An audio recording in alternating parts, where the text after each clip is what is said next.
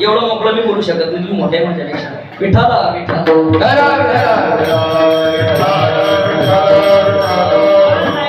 ज्याचं आयुष्य परमार्थात गेलं ते तुकोबर असे बोलतात.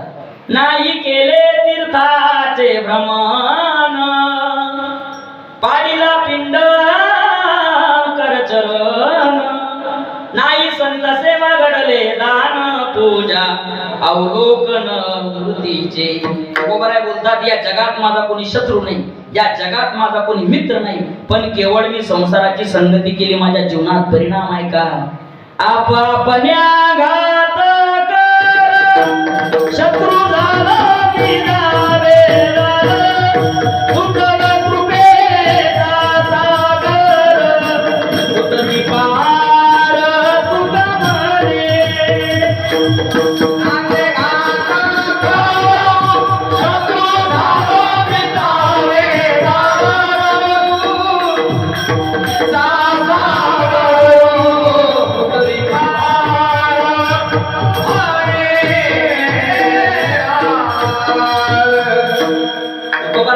जगात माझा कोणी शत्रू नाही, जगात माझा कोणी मित्र नाही, पण केवळ प्रपंचाची संगती केली तर माझ्या जीवनामध्ये लाभ मला प्रपंचाकडून मिळाला नाही.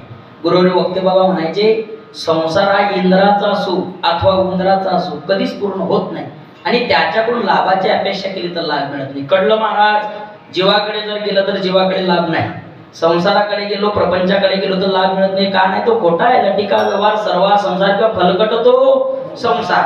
मग कळलं महाराज, खोटा असल्यामुळे त्याच्याकडे लाभ मिळत नाही. मग महाराज नंबर 3, आम्ही जर देवाकडे गेलो तर देवाकडे गेल्यानंतर लाभ मिळेल का? अरे प्रपंच खोटा आहे, पण परमार्थ तर करायचे नाही.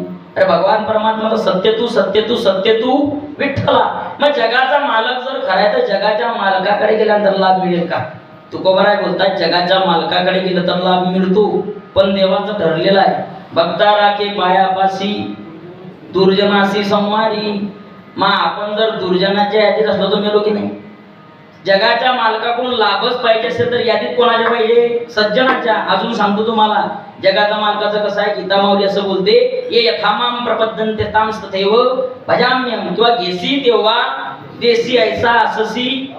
जगाचा मालक जसं घेतो तसंच देतो. ऐका, एका आजीबाईच्या तरी पपयाचं झाड होतं. पपयाचं झाड, त्या आजीबाईच्या दारचं पपयाचं झाड भरगतचं पकलं होतं. पिकलं ते. किती पिकलं? आता माझ्याकडे वेळ कमी म्हणून शॉर्टकट सांगतो. इतकं पिकतंय ते माझ्या तोंडाकडे पाहून समजून जा तुम्ही. भयान पिकलं ते, माझ्या तोंडाकडे पहा, कळून देईल तुम्हाला लगेच. भरगतचं पिकलं, आणि वादळ आल्यानंतर ते पिकलेलं पपय वरून खाली पडलं. कसं झालं असेल ते? तुम्ही ना कसे तोंड गेले? आता अगोदर माझा आवडलं तुम्हाला तोंड, तुम्ही ना जसं तर तोंड गेली की नाही तसंच झालं ते. वक्ते बाबाच्या भाषेमध्ये खक्का खैया मैया घेंगा घेंगा, हा पुरा घेंगा झाला. आता कोण खाणार आहे ते पपई? मग त्या आजीबाईच्या तरी पपई होते की नाही, त्या आजीबाईने ते पपई घेतलं. त्या आजीबाई म्हणे, आता घरात नातूही खात नाही मोठे मोठे, आणि आता मग काय करायचं? हे पपई म्हणे, आता जे कोणी खात नाही तो हनुमान खातो. माझा हे पपई म्हणे हनुमंताला घेऊन जाऊ. त्या आजीबाईने ते पपई घेतलं आणि चालत चालत चालत हनुमंताच्या पारावर आले, आणि हनुमंताला म्हणे, हनुमंता घे पपई घे म्हणे. पपई घेऊन मला एक नातू होते. हनुमान म्हणे ठेव पपई. हनुमंतानं पपई ते घेतलं, पण नातू बी तिला पुरा पपया सारखाच. ते चालतं की नाही? देवाचं तसं आहे, देव जसं घेतो की नाही तसंच देतो. आणि ऐका, माफी मागून बोलतो, देव घेतो तसंच देतो अशी यादी प्रत्येक ठिकाणी पाहायला मिळत नाही. एक यादी सर्वांच्या परिचयाची आहे. जगाच्या मालकाकडे गेल्यानंतर विश्वास ठेवण्यासारखं काहीच नाही, कारण देव घेतो तसंच देतो असं प्रत्येक ठिकाणी पाहायला मिळत नाही. एक यादी जनाबाईने दिली आहे का? धुंद झाला तुझा दरबार,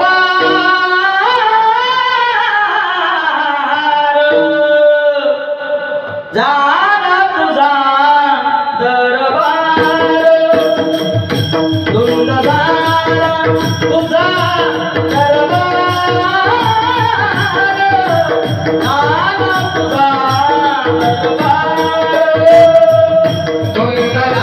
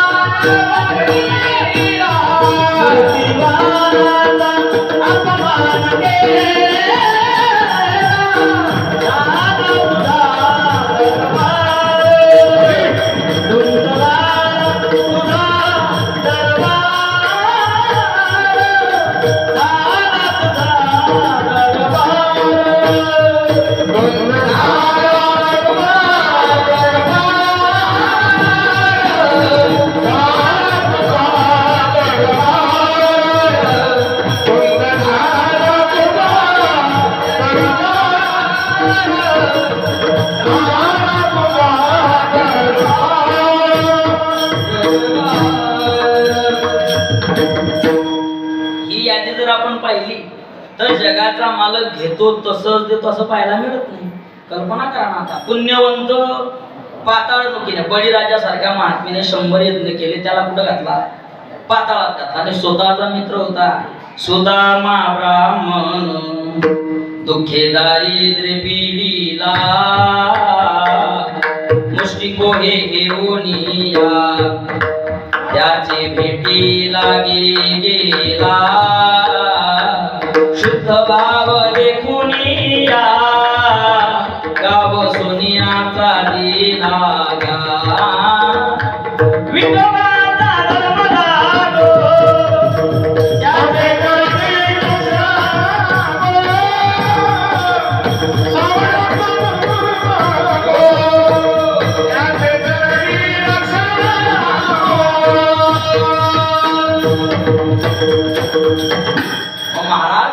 जगाच्या मालकाकडे गेले तर जगाचा मालक देतोच असं प्रत्येक ठिकाणी पाहायला मिळत नाही. मग महाराज आम्ही पामर जीव आहात, आम्हाला लाभच पाहिजे, तू गोबराय लाभ मिळेल का सांगा. मग महाराज म्हणतात तुम्ही एक काम करा, तुम्ही जीवाकडे जाऊ नका, प्रपंचाकडे म्हणजे संसाराकडे जाऊ नका, देवाकडेही जाऊ नका. लाभच पाहिजे असेल, कर्म चुकले असतील, मग तुम्ही साधूकडे जा. महाराज साधूकडे गेल्यानंतर लाभ मिळेल का? महाराजांची भाषा एवढी गोड आहे. तुकोबाराय बोलतात तुम्ही जर साधूकडे गेले, संतांकडे गेले आणि मस्तक जर संतांच्या चरणावरती ठेवलं तर लाभ मिळेल की नाही ते बाजूला सोडा. हो, तेने भेटे देव आपल्या. अबे लाभ नाही, जगाच्या मालकाच्या संतांच्या चरणावर नतमस्तक झाले तर जगाचा मालक भेटतो. मग काही साधकांनी प्रश्न विचारला, तुकोबाराय अहो सांगा ना, कुठे आहे संतांनी संतांकडे जातो, त्यांच्या चरणावर नतमस्तक होतो, आम्हाला देव भेटेल? तुकोबाराय बोलतात संत भेटले, त्यांच्या चरणावर नतमस्तक झाले की देव भेटतो, हे खरं आहे. पण हे मस्तक ठेवण्याकरता साधू भेटेल की नाही प्रश्नचिन्ह आहे. चंद्र अमृत सुखे से उवेल, असता जाता रवी धरवेल, माये येणा सागर तरवेल, परी त्या साधूची भेटी न होईल गा बहु अवघडाय संत भेटी, परी जग जेठी करुणा केली.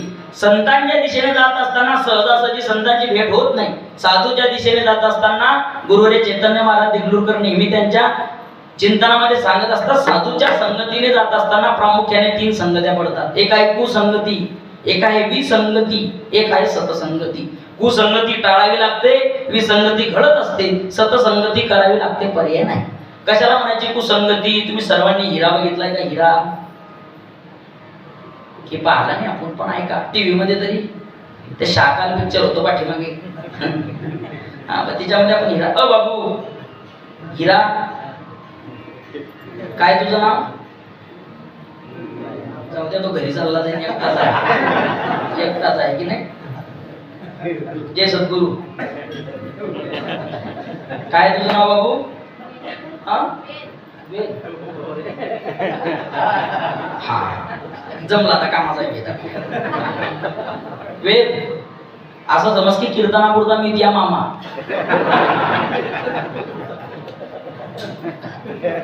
चालते ना? मन मामा मोठ्यानं मोठ्यानं मोठ्यानं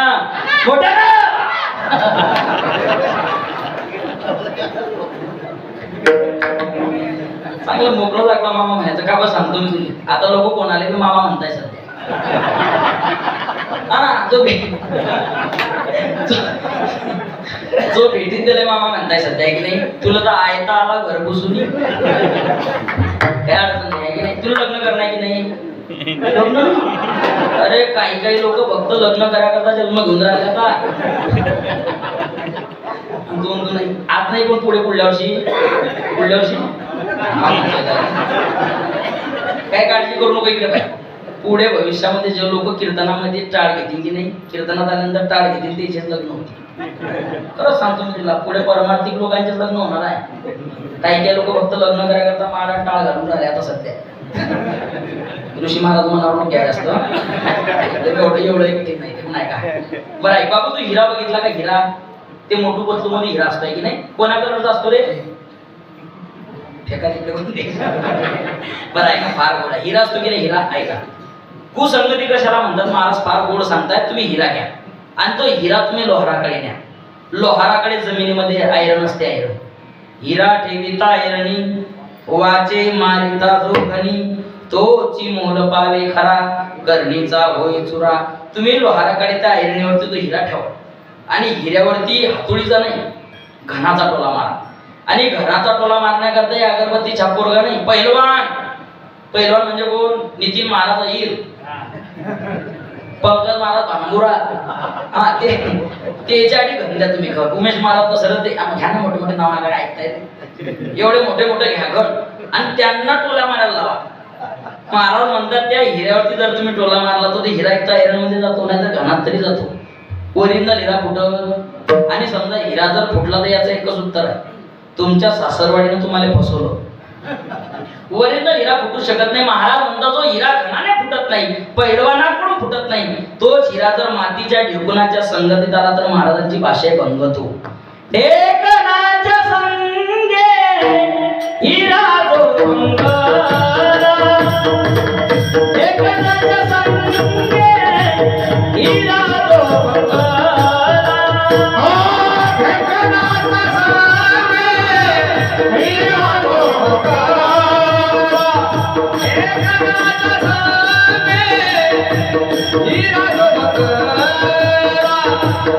संगे नदीला साधू देसा, संगे नदीला साधू देसा.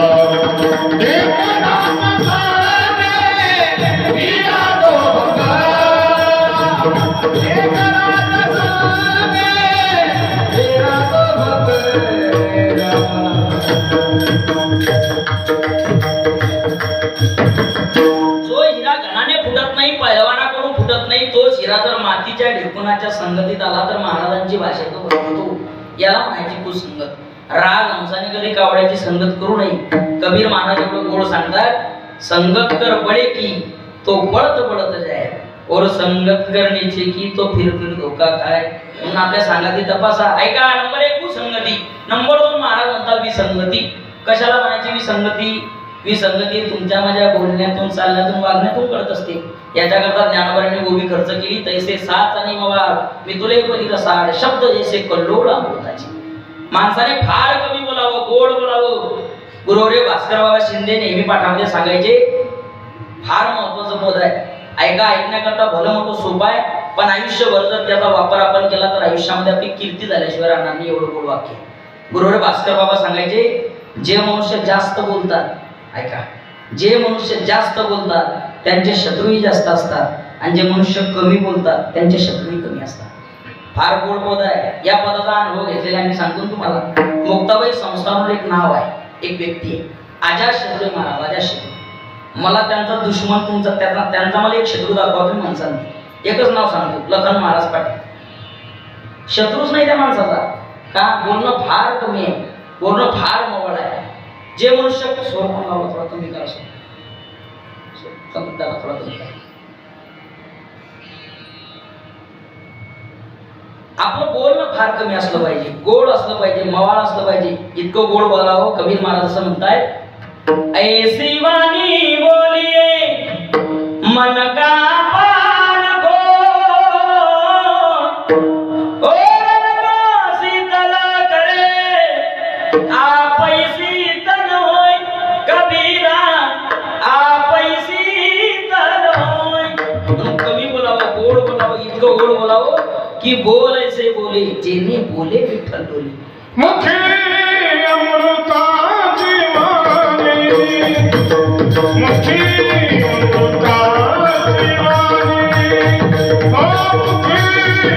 अमृताची वाणी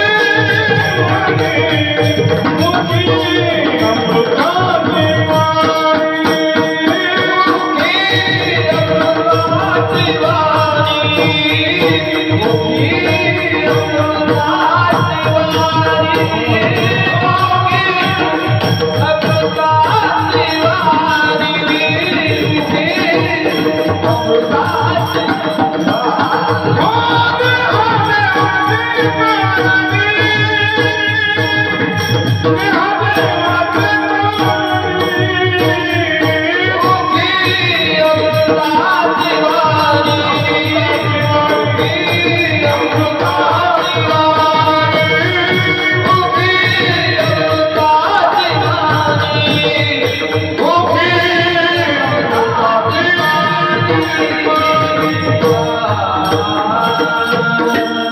वाणी मुखी अमृताची वाणी मुखी अमृताची वाणी किंवा मधुरा वाणी ओठी तुका म्हणे वाव कोठी. फार गोड बोलावं. आपल्या बोलणीतून आपली विसंगती कळता कामा नये. माफी मागून बोलतो. गुरुवरे बाबा म्हणायचे या जगामध्ये असा कोण आहे की त्याला तोंड नाही. शेजारी पाजारी चेक करा. अरे या जगाच्या पटोरचं कोणीच नाही की त्याला तोंड नाही. माफी मागून बोलतो तुमच्या माझ्या तोंडाला किंमत नाही. तुमच्या माझ्या तोंडात काय आहे याला फार किंमत आहे. गोड बोलावं फार गोड मवाळ बोलावं. पाठीमागच्यांना तर सांगतो फारच मोवाळ बोलावं. ते मागे एकदा मोबाईलवर एक महाराज गाजताय शालिग्राम महाराज सुरवाडकर. पाहिलं का तुम्ही ना ते टायटल असतात त्यांच्या काय गोठ आहे गड्या. हा हा फार आहे ते. कोणतंही काही त्यांनी सांगितलं तर पुरावा भागवताचा देतात. ते कोण सांगते भागवत सांगते. हा फार गोड आहे त्यांचं. ऐकलं तुम्ही फार गोड आहे. त्यांचं एक वाक्य मला फार आवडलं. त्यांना विचारलं महाराज त्यांनी ते विदर्भाच्या कोणाच्या विदर्भ वारकरी चॅनल आहे त्यांच्यावरती त्यांनी एक डिबेट दिली. त्यांना विचारलं महाराज सुखी कोण या जगात सुखी कोण. मग खाली बसलेले लोक सांगत संत सुखी. मग त्यांनी संत का सुखी नाही याचा परिचय करून दिला. मग संत का सुखी नाही. आताचे संत मध्ये तर सुखीच नाही. रातभर बघण्यासारखे फिरताय काय सुखी. 2-2, 3-3 घरी यायला असतात काही सुखी नाही.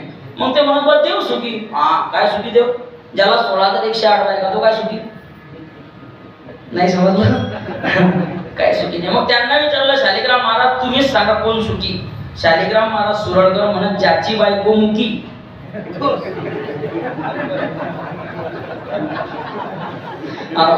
ज्याची बायको मुकी तो जगातला सर्वात सुखी. मग आपल्या बोलण्यातून आपली विसंगती करता नाही. फार कमी बोलावं. Number 3 1 number कुसंगती. नंबर 2 विसंगती आणि नंबर 3 सतसंगती. महाराज आम्हाला जगाच्या मालकाकडे जाऊनही लाभ मिळत नाही. प्रपंचाकडे मिळत नाही. जीवाकडे मिळत नाही. तो लाभ मिळेल कुठं. महाराज म्हणतात तुम्ही साधूकडे जा. फक्त साधू भेटला पाहिजे. पुण्य पडले बहुता दिवसा भाग्य उदयाचा ठसा झालो सन्मुख तो कैसा संत चरण पावलो. महाराज संतांचे चरण जर आम्हाला भेटले तर तिथं लाभ मिळेल का. तुकोबाराय सांगतात तुम्हाला जर संतांचे चरण भेटले तर फक्त त्यांच्या चरणावरती नतमस्तक व्हा. तुमच्या जीवनामध्ये तुम्हाला लाभ मिळेल. पण कोणता लाभ मिळेल सांगा ना. महाराज म्हणतात कोणता लाभ मिळेल तो सांगत नाही. पण जो कोणता लाभ मिळेल तो उत्तम प्रकाराचा असेल. अभंगाचा प्रथम चरण हे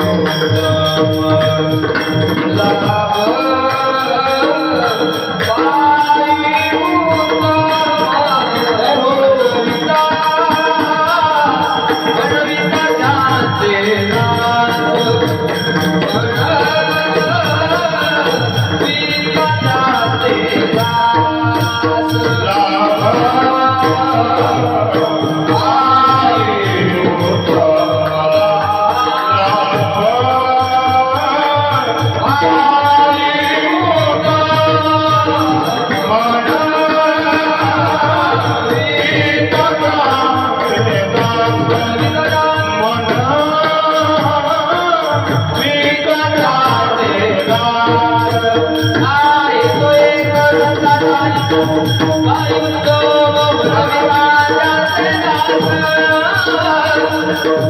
बाई उत्तम येतो एक तुमचा बाई लाव बाई उत्तम मंडलिका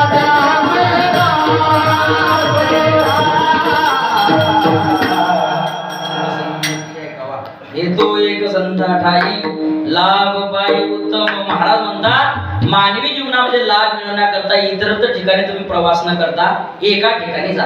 ऐका, एका ठिकाणी गेलं तर तुमच्या जीवनामध्ये लाभ मिळेल. एक व्याख्या सुखाची, ऐका फार गोड आहे. एक व्याख्या सुखाची आणि एक व्याख्या लाभाची. सुखाची व्याख्या काय? सुखाची व्याख्या सोपी आहे. आपुला तो एक देव करून घ्यावा तेने विना जीवा सुख नाही.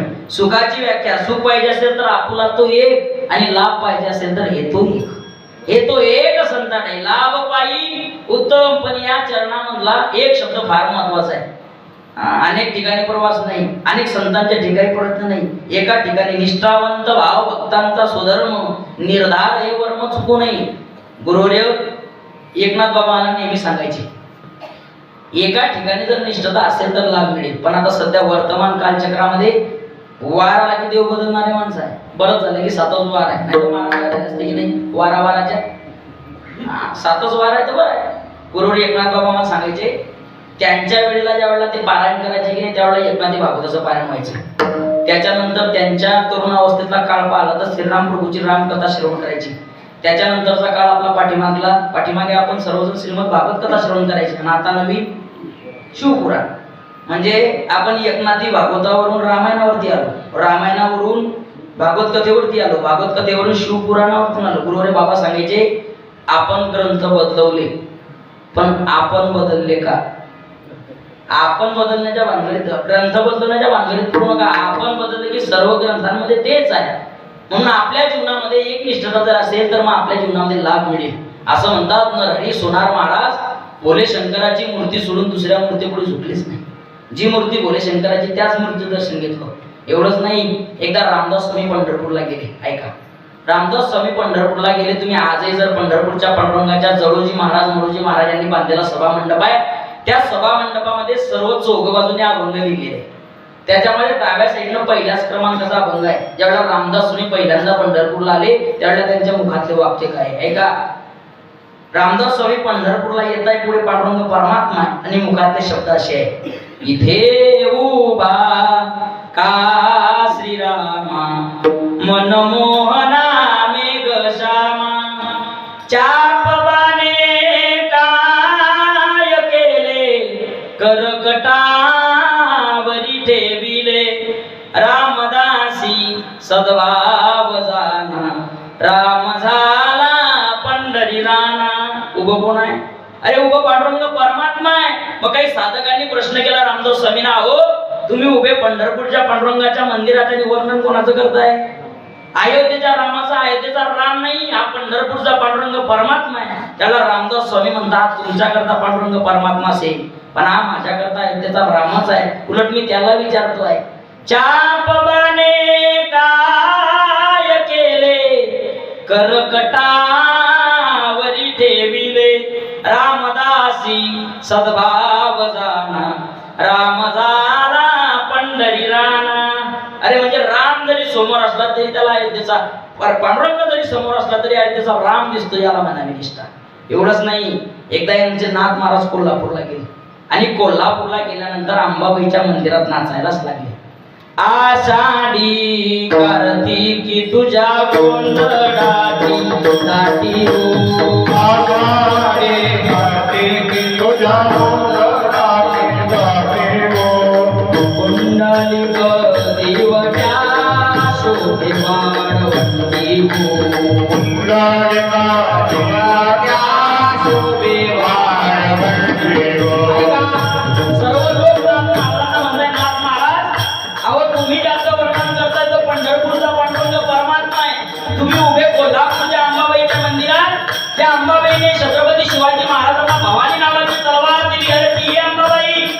तुम्ही वर्णन करताय पंढरीच्या मालकाचं आणि उभे कोल्हापूरच्या अंबाबाईच्या मंदिरात.